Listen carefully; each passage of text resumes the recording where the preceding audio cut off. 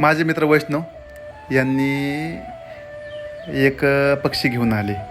कालच्या वादळ वाऱ्यामध्ये एक झाडाचा फाटा मोडला, त्याच्यामध्ये हे पिल्ले त्या पक्ष्यांनी दिले होते. पण ते घेऊन आले. ते म्हणले असं 2 दिवस सांभाळलं, पण आता काय ह्याला सांभाळणं व्हायला गेले. घेऊन आले माझ्याकडं. तर थोडी जखम होती, वर टाका होता, ते काढून घेतला.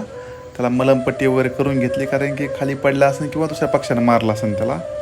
काय नाही म्हणलं, दुरुस्त होतं, काय एवढं काय मध्ये इंजुरी नाही. आता एकदम भारी पिल्लू आहे ते. पण ह्याला काय आपल्या एवढा अभ्यास नव्हता ह्या पिल्ल्याचा. ह्याच्यापूर्वी असलेच पिल्ले आपले आणले होते, पण ते थोडे मोठे झाले आणि घरापाशी जायला खायला असल्यामुळे ते खायचे आणि ते ऑटोमॅटिक निसर्गामध्ये निघून गेले. पण ह्या पिल्ल्यांना खाऊ घालायचा प्रयत्न केला, जसं पहिल्या पोपट्याला आपण खाऊ घालायचा प्रयत्न केलं, पण हे ते खाईना गेला. मला कळना नेमकं काय व्हायला काय नाही. आता गावाकडं साईडला फळाचे वगैरे झाडं होते, त्यामुळे फळं खायचा. घरात एक छोटंसं खरबूज उरलं होतं, ते टाकलं, ते खायला लागलं. पुन्हा मार्केटमध्ये गेलो, सकाळी गेलो, त्यासाठी खरबूज घेऊन आलो.